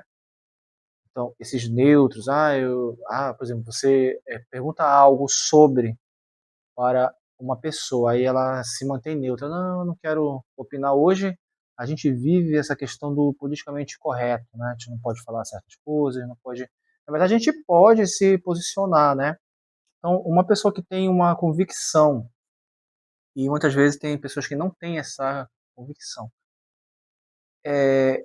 Essa pessoa que é convicta, mesmo ela sendo convicta em algo que é errado. Vamos pegar uma pessoa e extremista, um homem-bomba. Ele acredita que matar as pessoas é legal, ele está convicto. Essas pessoas que são convictas, elas são mais propícias ou menos propícias a ter algum problema emocional, psicológico? Ou tem alguma relação ou não tem nada a ver? Tá, vamos lá. Tentar escutar o sentido da tua pergunta, Sim. né? Então, olha lá. É meio existencial isso. Quando tu me falas a respeito disso, tá me falando de uma pessoa convicta, que fala convicta, mas enrijecida em um ponto de vista. É só esse ponto de vista e nada além disso. Uhum. Então, veja, se a gente acredita que o humano, ele, no mínimo, ele tem duas possibilidades, no mínimo, ele pode ter diversas possibilidades, mas no mínimo tu vai ter duas possibilidades. Na pior das hipóteses, tu vai ter a possibilidade de fazer ou não fazer algo. Uhum. Essa é a pior das hipóteses. De escolher algo ou não. Essa é a pior de todas as possibilidades. Ou seja, tem no mínimo duas No possibilidades. mínimo só duas, né? No mínimo duas. Uhum. Quando tu está fixado em apenas uma, tu estás enrijecido numa só perspectiva. Não, mas assim, eu não pergunto, tipo, eu pergunto na questão de valores, certo e errado. Assim, você como psicólogo, você disse que você não pode opinar, olha, isso está errado, você está fazendo, você está errado, né? Você não tem, segundo, eu acho que seria a questão da ética, a ética profissional, né? O caminho seria entender o que aquela pessoa está passando sem necessariamente, né? Sendo que de alguma forma talvez você até influencie positivamente, né? Também eu acho que é a função do psicólogo. Mas a convicção, por exemplo, na minha convicção, por exemplo, existe o certo e existe o errado. Mas na convicção, mas tem pessoas que não acreditam nisso. Ah, é certo para ti, mas para outra pessoa não é tão certo. Seria mais ou menos nesse. Esse seria o juízo de valor, né? Dessa perspectiva de certo e errado. Tá, mas veja, entre o certo e o errado existe um contínuo. Sim. Saca? Isso eu não sabia. Exatamente isso que eu queria falar, né, Sim. naquele momento. Né? Então vamos lá. Entre o certo e o errado existe uma distância entre um e o outro. E entre esses dois existe um contínuo de possibilidades, que são infinitas. Infinitas possibilidades. Quando eu me enrijeço ao ponto de pensar que só existe o certo e o errado, eu abro mão de todas essas possibilidades que outras pessoas podem enxergar e que eu não consigo enxergar naquele momento. Então veja, não tem problema que eu tenha feito uma escolha entre um e outro. Não tem problema, não é um problema. O problema é que eu imagine que só exista isso e que outras pessoas não possam enxergar outras possibilidades entre essas duas que eu vejo. Entende? Então eu acho que aí é que é a questão. Esse que é o X da questão, é entender que não tem problema que você tenha o seu ponto de vista, que você tenha a sua convicção, não tem problema. Isso não é um problema. O problema é se você quiser que todo mundo enxergue isso. Do jeito que você Do enxerga. jeito que você enxerga. Porque veja, se eu olho naquela direção, eu posso olhar para uma coisa e ver uma coisa, e tu podes olhar para a mesma direção e ver outra coisa. É a filosofia da vida. Veja, tem várias possibilidades de enxergar, porque cada um, e aí é da minha perspectiva, né? A gente constrói significado nesse encontro entre o olhar de alguém sobre algo e esse algo que se mostra como algo que é significativo para esse olhar. Veja, é nesse encontro que cada um constrói seus sentidos. É por isso que, voltando nessa questão da família, né? Uma vez eu comentei, não, mas na minha época não era assim, estava comentando sobre filhos, né? E a pessoa fala, mas esse é o erro, tu não pode querer que o teu filho pense como você pensou, que é outra coisa, né? Então seria também tem a ver com isso que nós estamos falando? Tem a ver, tem a ver. Eu acredito que quando a gente, é nosso papel, como eu falei, apresentar o mundo para os nossos filhos. Sim. E óbvio que a gente vai apresentar o mundo a partir do nosso olhar. Isso é Não tem óbvio. como, né, apresentar sob outra ótica. Veja, é o nosso olhar.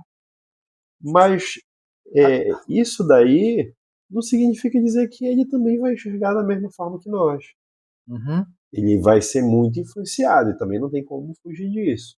Sim. Mas pensar que ele vai ser igual, que ele vai olhar igual e vai compreender da mesma maneira, não vai, porque ele não é, ele é um outro, ele não é igual a mim, não é igual a ti. Eu até me lembrei essa questão da gente não poder mostrar um ponto de vista que não seja o nosso. Eu me lembrei que teve uma professora, olha só, ela tinha um filho e ela criava sozinha esse filho. Então ela entendia que o filho precisava de uma referência paterna, de uma referência masculina. Aí o que ela fez? Ela não procurou outra pessoa, ela levava o filho para o campo, porque ela achava, Florestália. entendeu? Ela tentava mostrar, não sei se é isso, de um outro ponto de vista que não era o dela, porque ela achava que o pai leva o filho para o campo, entendeu? Meio maluco, né, cara? Veja, essa questão da função, né, não precisa necessariamente ser um homem, né, para exercer a função paterna, né? Exercer a função não precisa A ser função, necessariamente, a não função. precisa ser necessariamente, não é uma questão do masculino, do feminino e tal, não é essa que é a questão, a questão Sim, dentro dessa perspectiva aqui, que é essa que sim, eu imagino entendi. que tenha sido tocado, que é a função ela pode ser exercida por qualquer pessoa de referência para aquela função. Que pode ser, digamos, o que tu acha que é uma função de um pai? Função do pai. Do pai. É assim, eu tenho hoje em dia, para mim, assim, Uhum. por exemplo, o pai, ele faz as coisas chatas. Por exemplo, a gente vê muito isso. A mãe, não, isso aí não algo. Questão de gênero. Não, não, assim, não é que todos sejam assim, mas a gente vê Certo. que Ok, entendi. quando o filho, assim, não pode generalizar, né? Então, por exemplo, a mãe, quando o filho pede alguma coisa, o pai é aquela pessoa mais rígida, né? Então, muitas vezes o filho pede para a mãe porque sabe que a mãe deixa, a mãe lá, Uhum. né? Não são todas as mães, também não são todos os pais. Então, Sim, assim, sem querer generalizar. Ok. eu vejo hoje, por exemplo, que o pai ele faz a coisa chata. Quando o filho pede, pai, quero ir para tal lugar, o pai, não, você não vai, né? É O o que pai impede, é o aquele que que não impede, aquele cara permite. chato, mas meu pai é muito chato. Mas assim, a nossa função de pai, apesar de muitas vezes nós sermos um mal necessário para o filho, porque muitas vezes não é você deixar ele fazer tudo o que quer. Uhum. O pai é essa pessoa mais rígida e tudo mais, Entendi. e que muitas vezes a mãe não é. Então, ao meu ver, assim, grosseiramente seria isso. O pai faz a coisa mais chata, ele tem Beleza. que fazer. Esse é um bom exemplo. Ah, Tu desses exemplos do que são funções, atribuições do tá. pai. Desse exemplo. Isso que tu falaste não precisa necessariamente ser feito Aham. por um pai ou por um homem. A mãe pode fazer isso também. Qualquer um pode exercer essa Entendi. função. Pode ser a própria mãe, pode ser um outro companheiro, Aham. pode ser um avô, pode ser um tio, pode ser uma outra companheira, enfim. É uma função, Sim, não é necessariamente um gênero, uma pessoa e tal, entendeu? entendi. Então é disso que a gente está falando. Então, essa função, ela não precisa necessariamente ser exercida por um pai ou por um homem. Sacou? É nesse sentido. Muito bom, muito bom. Bom, o que você, Jefferson, ainda não conseguiu responder como psicólogo? Tem alguma coisa assim Um que monte de coisa. eu falei assim, não, eu como psicólogo não consegui entender por que o ser humano é desse jeito. Você não acredita no ser humano? Você diz que sim, né? Pois é, eu acredito no ser humano. Na verdade, só sou psicólogo ainda por causa disso, né? Se não Porque acreditasse. eu acho que o dia que eu desacreditar, eu vou sair dessa profissão. Mas eu acho que eu não vou desacreditar, não. Eu acredito muito no humano, assim, Tu não ó. ficou assim, não ficaste muito horrorizado com as coisas que você escuta, assim, faz parte Eu também. já escutei, assim, eu já escutei muitas coisas, né? Aham. Muitas coisas, né? Eu já ouvi muitas coisas, assim, e já vi muitas situações que são, assim, muito chocantes, né? De serem vistas, de serem ouvidas. Hum, E Então, são poucas as coisas que, de alguma maneira, me surpreendem do humano, para coisas boas ou para coisas ruins. Mas o humano, ele, de vez em quando, me surpreende. Sempre, de vez em quando, em alguma circunstância, tem uma novidade. Isso me faz acreditar que realmente o humano ele tem um potencial criativo assim infindável, sabe? Uhum. Infindável. E é exatamente essa característica de fazer coisas novas, diferentes, criar o novo que me encanta no humano, sabe? Seja até para coisas que socialmente são vistas como negativas. Entendi. Sabe? É muito interessante. Então, assim, Jefferson, depois de tantos pacientes, né, o que você aprendeu assim sobre o ser humano? O que mais te emociona nessa sua profissão, né? Será que é você poder ajudar o outro, essa possibilidade, né, de você ser um médico, né? Porque você é uma espécie de médico, né? É um médico da saúde, né? O médico da saúde seria isso, né? É Não, psicólogo. não, sou Ou não, né? É o psicólogo. psicólogo, não, não, né? O médico de saúde é outra coisa. É. Mas o que foi que você aprendeu, né, sobre o ser humano e o que mais te emociona nessa profissão? Tá, eu tive muitas experiências assim que, que foram tocantes, né? Uhum. Nesse fazer, nesse exercício da profissão. E o que me emociona muito é a possibilidade de ter uma pessoa que se mostre verdadeiramente para mim, sabe? É Hum. muito difícil a gente. Se abrir para você, né, cara? Como se Exato. fosse uma última tentativa, um último tiro, alguma coisa assim, né? Às vezes sim, É às porque quando a vezes é pessoa mesmo. chega a procurar um psicólogo, eu falo de experiência própria, né? Eu falei, cara, eu preciso de ajuda. Não estou conseguindo aqui. Eu Uhum. preciso de alguém que me ajude. Se a pessoa está procurando uma ajuda, e ela vai em busca de uma pessoa, né, cara? Sim. E ela não tem por que ela vai ter que se abrir, né?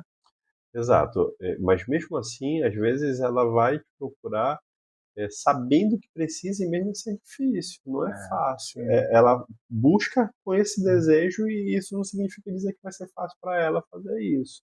E ela, mesmo assim, busca e tenta. E aí, quando ela se mostra, como falo, né, não sem sofrimento, não sem dor, é difícil, é com dor, é, Hum, não é fácil. E ela faz isso, e eu acho que isso que é o encantador dessa profissão, é que ela não faz isso pro Jefferson, sabe? hum. Não é pro Jefferson. Na verdade, ela nem me conhece às vezes, ela chegou ali, ela não sabe nem quem eu sou, tá? Aham. Mas ela faz isso por uma construção coletiva, histórica, que construiu esse sentido para dizer assim, olha, essa ciência, essa profissão, vale a pena tu tentar. Vai lá, Ah, tenta, que historicamente teve outras pessoas, já aconteceu de outras pessoas se sentirem bem, serem cuidadas. E então por isso que eu acho que é até emocionante, porque veja, eu neste momento não sou só eu, né? uhum. Não é só eu, é toda uma história que a gente chama, poderia utilizar um termo, né? Toda uma ancestralidade. Toda uma ancestralidade, toda uma construção coletiva, histórica, que faz com que uma pessoa que nunca viu a outra confie a se mostrar, de falar coisas difíceis até para si mesma, se expor ali, acreditando que vale a pena. A sociedade ela enxerga o psicólogo como algo positivo, algo, né? Não tem assim, não, eu não vou procurar psicólogo. Tem gente que faz isso com médico. Você já viu? Ah, não vou procurar médico, eu vou chegar lá e eu vou sair pior do que eu tô. Tem gente que pensa isso. Talvez o psicólogo seja até melhor do que o médico. Às vezes, não, eu vou procurar o psicólogo porque ele pode resolver, ele pode me ajudar a sair dessa situação, não é isso? Tem também essas outras Tem pessoas outras que acham também, que acham que também é desnecessário. Psicólogo e tal. é coisa pra coisa doido, de maluco e tal. É que vem se desconstruindo isso, historicamente também. Quando eu comecei a conhecer um pouco mais da psicologia, lá pelos anos 2000, eu comecei o curso nos anos 2000. Eu tenho uma visão super positiva de psicólogos.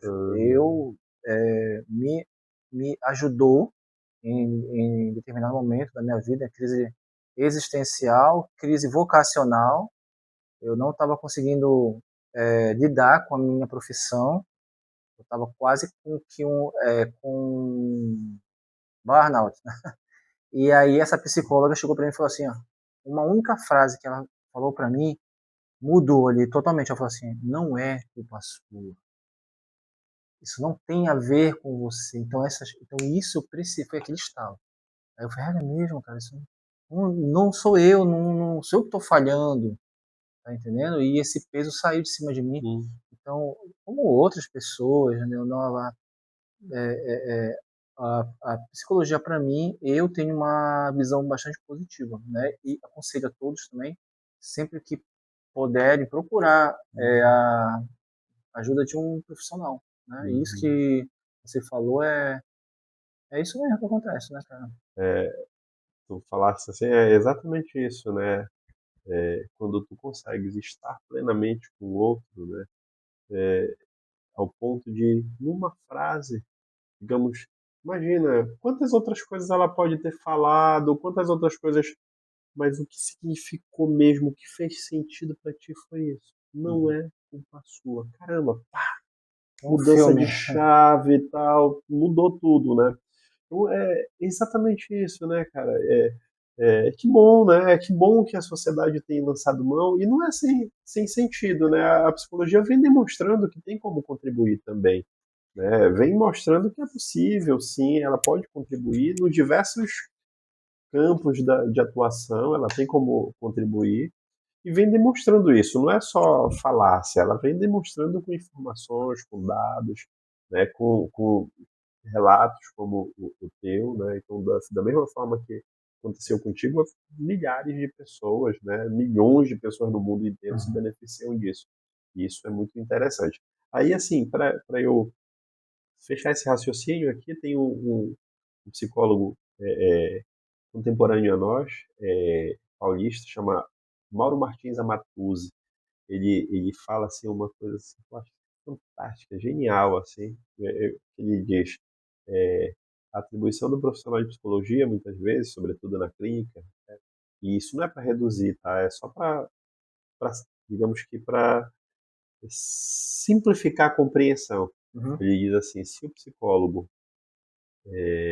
compreender com simpatia, aliás, acolher com simpatia, compreender com empatia, ele já fez 80% do trabalho do profissional. Então, se ele acolhe com simpatia e compreende com empatia, legal, ele já fez 80%. E aí os outros 20%? Eventualmente, ele diz, né? Poxa, se tu acolhes com simpatia e compreende com empatia, 80% daquilo que é possível fazer está feito. Os outros 20%, ele diz, eventualmente, não sempre, dizer uma palavra que faça pensar. Coloca uma palavra, e se? Não foi culpa sua. Deixa eu pensar. Pois é. Isso fez transformar. Sim. E veja, no final das contas, nós somos alguém que desejamos estar com o outro para que o outro saiba que ele não está só. Mas quem faz o trabalho, quem tem o poder, é a própria pessoa. Muito bonito, né, cara? Muito bonito mesmo. Eu até me lembrei de um filme, eu não sei se eu acho que você já viu, é Gênio Indomável. Gênio Indomável. Que no final, é o máximo final que ele chega, no final ele diz, não é culpa sua, não foi culpa sua, e o cara ali ele se entrega. Ali foi a cura dele, né? E quando ele reconheceu, e o psicólogo foi um pai para ele, né? Foi uma história. Eu ia te perguntar isso. Algum filme que você recomenda?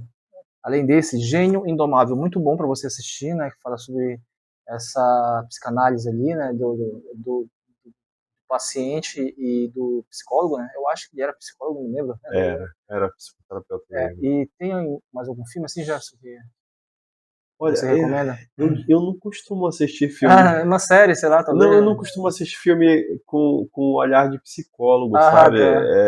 Porque como é a minha profissão, né? Sim. Então, quando eu quero assistir filme, geralmente eu quero assistir filme sem esse olhar. Eu quero ser só uma pessoa para curtir, sabe? Então, geralmente a pessoa que é psicólogo, não, por exemplo, teve gente que veio aqui, olha, eu sou linguística, então toda língua eu fico prestando atenção. Eu sou tatuador, então eu fico prestando atenção em toda a tatuagem. Mas o psicólogo não, ele é psicólogo, mas ele não fica olhando para o psicólogo. Eu não quero ficar fazendo isso, não. Entendi. Eu não gosto muito disso, não. Porque eu já faço isso no meu trabalho, então se eu ficar fazendo o tempo inteiro, caramba, não é bacana. Legal. Jefferson, é o seguinte, para quem quiser conhecer mais da vida do Jefferson Mello, né, para quem quiser te conhecer, talvez até entrar em contato com você, né, cara? Você é um psicólogo, então as pessoas vão ver em você essa esperança, né, talvez uma solução de algum acontecimento, alguma situação na vida da pessoa. Quem quiser seguir o Jefferson, redes sociais, contato, talvez, não sei. No Instagram, né, pode procurar lá, Melos _ Jefferson, Jefferson com J e 2 Fs. Jefferson com J e 2 Fs. Melos, né, underline, beleza? Jefferson com J e 2 Fs. Isso. Contato telefônico, código diário 91 992 25 3408. Também é o WhatsApp. 992 25 3408. Beleza. Pode entrar em contato. Também faço atendimento online. Faz, né? mesmo? Faz Sim. atendimento online, cara. Faço presencial, mas também faço atendimento online. Hoje em dia é uma ferramenta já era anterior à pandemia, mas a pandemia fez na pandemia foi assim, online. Hegemonicamente já foi feito, né, de forma online, mas já existia antes atendimento online. Só que a pandemia aprimorou muito, o avanço fez avançar e hoje em dia é uma realidade para os atendimentos. Então hoje eu atendo pessoas lá da Bolívia, do resto do Brasil inteiro aí, né? Então eu faço atendimentos online, além dos presenciais também. Eu gosto muito do presencial, claro, mas é inegável que é uma ferramenta muito interessante também. Muito online. Legal.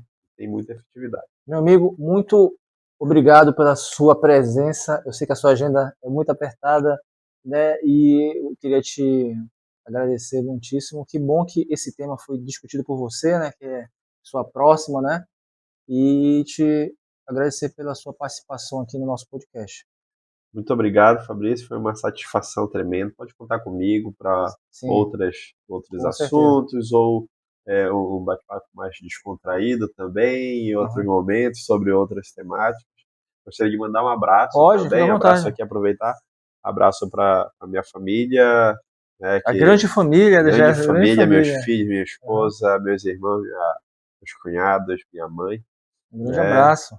Um abraço também para o meu amigo lá, o Rodrigo da barbearia Rodrigo Visual. Olha aí, Rodrigo Visual aqui, ó. Essa barra contribuiu. Eu tô indo lá com você. Qualquer dia desse eu vou dar uma passada pra você dar um grau aqui também. Apareça lá em Ananindeua. Muito bom, qualidade, super recomendo.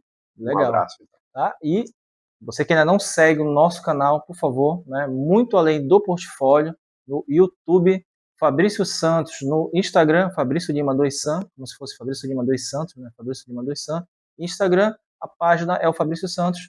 E é isso aí. Você que ficou conosco até agora, deixe seu like, compartilha e vamos até o nosso próximo vídeo no canal Muito Além do Portfólio. Fiquem todos com Deus e um grande abraço. Valeu. Deu aí.